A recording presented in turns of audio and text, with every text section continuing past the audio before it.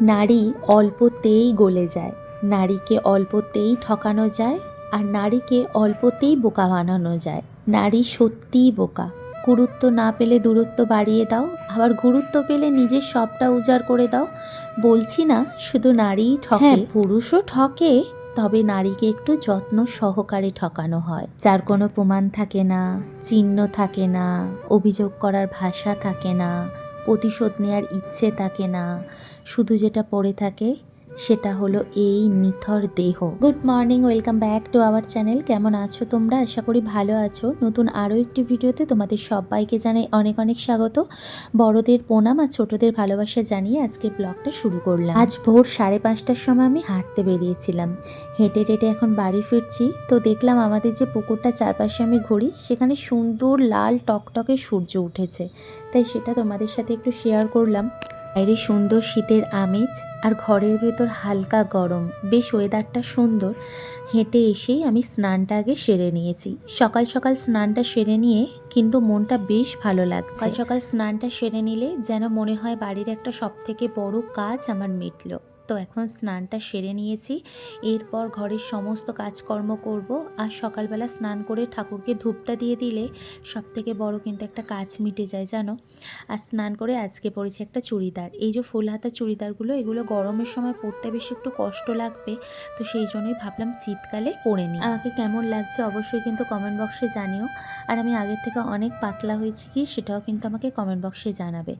আর যদিও পাতলা হয়ে একটু কেমন লাগছি, তবুও সময়ের সাথে সাথে সব কিছু মানিয়ে নিতে হবে। আর আমার এই পাতলা হওয়াটাই কিন্তু আমার শারীরিক দিক থেকে বলো সব কিছু দিক থেকেই খুবই সুবিধেজনক। স্নান করে কিছু জামা কাপড় ছিল সেগুলো একবারে কাচাকুচি করে নিয়েছি, করে নিয়ে এখন ঘরটা মুছে নিলাম। মুছে নিয়ে এখন যাবো একবার ছাদেতে জামা কাপড়গুলো দিতে, আর ফুল যদি পাই ফুল নিতে যাব। সকালবেলা তাড়াতাড়ি স্নানটা করে নিতে কিন্তু বেশ ফ্রেশ লাগছে জানো। আর সত্যি কথা বলতে কি, স্নান করে নিলে শীতকালে কিন্তু অতটা ঠান্ডা যে আর লাগে না, বেশ গরম গরম মতোই লাগছে। গিয়ে দেখলাম ফুল সেরকমভাবে নেই, কয়েকটা সাদা জবা পড়ে আছে, তবে সাদা জবা তো সব ঠাকুরকে দেওয়া চলে না, তাই ওরই মধ্যে দু একটা তুলেছি, তুলে ঠাকুরকে দিয়ে তারপর পুজো করব। ছাদে যাওয়ার সময় যে আমি একটা পেপার নিয়ে যাব সেটা ভুলে গেছি, তাই আমি ওড়নার কোচরে করেই ফুল তুলে নিয়ে এসেছি। এই কোচরে করে ফুল তোলাটা দেখে একটা জিনিস মনে পড়ে গেল, সেটা হলো ছোটোবেলাতে ঠিক এরকম করে কোচরে করে ফুল তুলে নিয়ে আসতাম জানো। ভোরবেলা মায়ের পাশ থেকে সুসুর করে উঠে গিয়ে ফুল তুলে নিয়ে আসতাম আর নিয়ে এসে রেখে দিতাম। আর মা যখন জানতে পারতো কি পিটাতো। সেই সব দিনগুলো বেশ ভালো ছিল, তবে এখনকার দিনের থেকে আগেকার ওই দিনগুলো কিন্তু বেশি ভালো। এই ঠাকুরের বাসনগুলো মাজলে ভালো হয়, আমার ওই আবার বারবার করে ছাদে গিয়ে বাসন মাজা নামা খুবই কষ্টজনক হয়ে যায় বলে ঘরের মধ্যেই মেজে নিচ্ছি। আর পিতাম্বরী দিয়ে এই বাসনগুলো মাজলে খুব সুন্দর পরিষ্কার হয়ে যায়। তোমাদের দাদা ভাইয়ের আবার এমন জায়গাতে ডিউটি পড়েছে, সেই সব জায়গাগুলো যেন দেখতে গেলেই ভয়ে কেঁপে উঠবে। ওই মাঝে মাঝে ভিডিও কল করে আর তার মধ্যে দেখি, তো দেখে মাঝে মধ্যে মনে হয় মানুষটা যে কি খাটন খাটছে, তারপরও যেন কেউ বোঝে না। মানুষভাবে কি সুখে শান্তিতেই না বসবাস করছে, কিন্তু কতটা যে কষ্টের মধ্যে দিয়ে যায় সেটা একমাত্র যখন ভিডিও কল করে তখনই বুঝতে পারা যায়।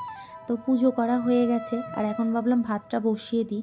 পুজো টুজো করবার পর যদি ভাতটা না বসিয়ে দিই তাহলে আবার দেরি হয়ে যাবে, আর ওদিকে এখন ঘড়ির কাঁটায় প্রায় 12টা 12:30টার মতো বেজে গেছে।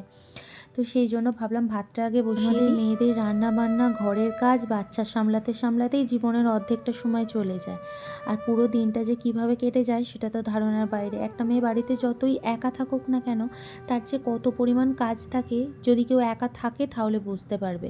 সেই সব কিছুটাই করতে হয়, কিছুটা কম কিছুটা বেশি। ওদিকে বসিয়ে দিয়েছি, আর ফ্রিজ থেকে দেখলাম একটা টাটকা ফুলকপি রয়েছে, তো আজকে বানাবো ফুলকপি। ফুলকপি দিয়ে মাছের ঝোল খেতে বেশ ভালো লাগে, আর এই শীতকালেতে এই টাটকা ফুলকপিগুলো পাওয়া যায়, তো অন্য সময় তো আর পাওয়া যায় না। তো এই ফুলকপি দিয়ে আজকে বানাবো। তরকারিটাকে ভালো করে ধুয়ে আগে নুন মাখিয়ে দেবো, না হলে আবার ভিতর দিকে নুনটা ঢোকে না। আর তারপর যখন তরকারিতে মাছটা দিই কেমন যেমন পানসে পানসে মতো খেতে লাগে।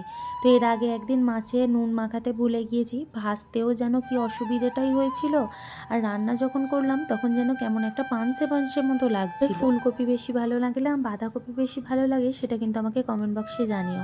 আমার আবার এই শীতকালেতে ফুলকপি বাঁধাকপি দুটো জিনিসই খেতে ভালো লাগে, আর বিশেষ করে বেশি যেটা ভালো লাগে সেটা হচ্ছে বেগুন ভাজা।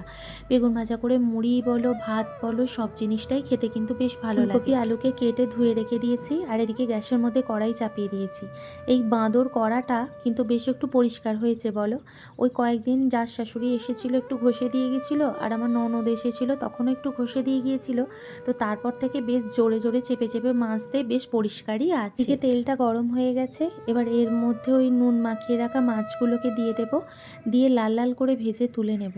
ফুলকপি আলু মাছের ঝোল করলে সেই মাছগুলো যদি একটু কড়াভাবে না ভেজে তুলে নেওয়া হয়, খেতে কিন্তু অতটা বেশ ভালো লাগে না। আমার বিশেষ করে ভালো লাগে না, কার ভালো লাগে কি না লাগে সেটা তো আমি জানি না। একটা করে বাসন পড়ে, আর একটা একটা করে বাসন আমি মেজে ধুয়ে রেখে দিই। তাতে কি হয়, কম বাসন লাগে আর সময়টাও কম লাগে। আর যদি বেশি বেশি করে বাসন পড়ে, একভাবে একটানা মাজতে গিয়ে নিজের কোমরেও ব্যথা হয়, আর মাজতেও অসুবিধে হয়, ধুয়ে রাখতেও অসুবিধে হয়। ততক্ষণ মাছ ভাজাটা হোক, আর এদিকে আমি পেঁয়াজটা কুচি কুচি করে রেখে দিয়েছি। তো ওই তরকারির জন্য, আর এদিকে দেখলাম মাছটা ভাজা হয়ে গেছে, তো তুলে নিলাম। আর ফুলকপি আলু আমি আগেই ধুয়ে রেখে দিয়েছিলাম, সেটা কড়ার মধ্যে দিয়ে ভালো করে লাল লাল করে ভেজে নেব। এর মধ্যে সামান্য পরিমাণ দেব আদা আর রসুন, তার মধ্যে শুকনো লঙ্কা আর হলদি জিরে গুঁড়ো একসঙ্গে দিয়ে গুলে রেখেছি। ফুলকপি আলুটা যতক্ষণ ভাজা হচ্ছে ততক্ষণ ভাবলাম যে গোপালের একটু প্রসাদ আছে সেটা খেয়ে নিই। তো আগের দিনকে আমি পেয়ারা দিয়েছিলাম গোপালকে, তো সেই প্রসাদটাই ছিল, সেই প্রসাদটাই এখন খাচ্ছি। আর রান্না করতে করতে এরকম ফল খেতে আমার খুব ভালো লাগে। তো এদিকে খেতে খেতে দেখলাম আমার ফুলকপি আলু ভাজাটা প্রায় হয়ে গেছে। এবার এর মধ্যে কুচিয়ে রাখা পেঁয়াজটা দিয়ে দিলাম। আমি আর আলাদা করে ফুলকপি আলু তুলে পেঁয়াজটাকে ভাজতে দিইনি, কারণ তাতে তেলটা বেশি লাগবে। তবে আমি এখন তেল কম দিয়ে দিয়ে যেহেতু রান্না করি, সেই জন্য একটা অভ্যাসে পরিণত হয়ে গেছে, তাই বেশি তেল আর খেতে একদম ভালো লাগে। পেঁয়াজ দিয়ে ফুলকপি আর আলুটা প্রায় কিছুক্ষণ ভাজা ভাজা মতো করে নিয়েছি। এবার এর মধ্যে পিষে রাখা ওই যে লঙ্কা গুঁড়ি, হলুদ গুঁড়ি আর আদা রসুনের পেস্টটা দিয়ে দিলাম, দিয়ে বেশ কিছুক্ষণ ধরে আমি কষাবো। তরকারি কষানোর কাছেই গোড়া বলা হয়। তো ওই শুকনো শুকনো করে একদম কষিয়ে নিয়েছি। এবার পরিমাণ মতো এর মধ্যে জল দিয়ে দিলাম, দিয়ে বেশ কিছুক্ষণের জন্য ফোটাতে ছেড়ে দেব। এমনিতেই কষা আর ভাজার মধ্যে ফুলকপি আর আলুটা কিন্তু আমার অলরেডি সিদ্ধ হয়ে গেছে। 10 মিনিটের মতো ফুটছিল, ফোটা হয়ে যেতে আমি এর মধ্যে ভিজে রাখা মাছগুলো দিয়ে দিচ্ছি, দিয়ে বেশ কিছুক্ষণ ফুটিয়ে তারপর নামিয়ে নেব। যদি তোমাদের কাছে জিরে গুঁড়ো বা গরম মশলা গুঁড়ো বা ধনে পাতা থাকে তবে তোমরা দিতে পারো, যেহেতু আমার কাছে ছিল না তাই আমি দিতে পারিনি। তবে কালারটা যত সুন্দর এসেছে তার থেকেও বেশি কিন্তু খেতে সুন্দর হয়েছে। তোমরা এইভাবে একবার হালকা পাতলাভাবে রান্না করে খেয়ে দেখো, আশা করি তোমাদের খুব ভালো লাগবে। এদিকে রান্নাবান্না প্রায় কমপ্লিট হয়ে গেছে, এখন আমি বাসনগুলো মাঝামাঝি করে নেব, নিয়ে রেখে তারপর যাব খেতে। আর এখন ঘড়ির কাঁটায় প্রায় 1টার মতো বেজে গেছে। আর জামা কাপড় কিছু কেচেছি, সেগুলো ছাদে রাখা আছে, তো সেগুলো ওলট পালট একবার করে দিয়ে এসেছি। আর বাসনগুলো মেজে তারপর গিয়ে আমি সেই সমস্ত জিনিসপত্র তুলে এনে তারপর খেতে বসবো। ঠান্ডা তো আছেই, তার সঙ্গে দেখছি আকাশে রোদও কমে গিয়ে একদম মেঘলা মেঘলা হয়ে এসেছে। কি জ্বলন বলো তো। আমার খেতে বসার সময় এখন পেঁয়াজ খাওয়াটা একটা নেশা হয়ে গেছে। তো আগের দিন মা দেখলাম টমেটো দিয়ে ওই আলু ভর্তা আমার করেছিল, তো সেটা দেখে আমার ইচ্ছে করলো আজকে আমি একটু পেঁয়াজ ভর্তা করি।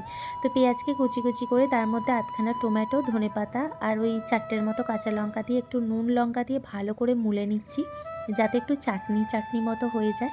তো এটা দিয়ে আজকে ভাত খাবো। আর সঙ্গে তো রয়েছে আমার ভাত, আর ছিল পুঁই শাকের চচ্চড়ি একটু আগের দিনের ছিল, আর এই চাটনিটা ফুলকপি আলু মাছের ঝোল, আর একটুখানি চিকেন ছিল সেটাও নিয়ে নিয়েছি গরম করে।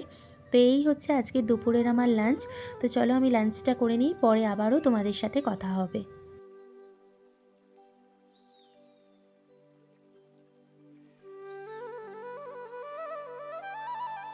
এখন ওই ঘড়ির কাঁটায় সন্ধ্যে 7টা সাড়ে 7টার মতো বেজে গেছে, আর আমার সঙ্গে একটা বিরাট বড় ঘটনা হয়ে গেছে। একটা বিরাট বড় অঘটন ঘটে গেল সন্ধেবেলা। তো সেটা কি, সেটা অবশ্যই তোমাদেরকে জানাবো। তো চলো শুনে নাও আমার সঙ্গে কি ঘটেছে। বন্ধুরা, এখন প্রায় সন্ধে ওই 7:30টার মতো বেজে গেছে। এই যে 7:30টার মতো বেজে গেছে, আর এখন এইমাত্র জাস্ট একটু কফি খেলাম, খেয়ে বসলাম। আর আজকে একটা ঘটনা ঘটেছে, ঘটনাটা তোমাদের সাথে শেয়ার করছি। তার আগে তোমাদেরকে আমি আমার পাটা একবার দেখাই। তোমাদের এই পায়ের বুড়ো আঙুলটা দেখাই। এই যে দেখতে পাচ্ছ কতটা পরিমাণ চোট লেগেছে, তো এটার কথাই তোমাদেরকে আজকে বলবো। তো হয়তো কখনো কাজ টাজ করতে গিয়ে বা উপর নিচও বারবার করে করতে গিয়ে আমার পায়ের নখটা সামান্য একটুখানি হয়তো কেটে গিয়েছিল। তো আজকে যখন দুপুরবেলাতে আমি শুয়েছিলাম তখন আমি বুঝতে পারিনি যে নখটা কেটে গিয়েছিল বলে।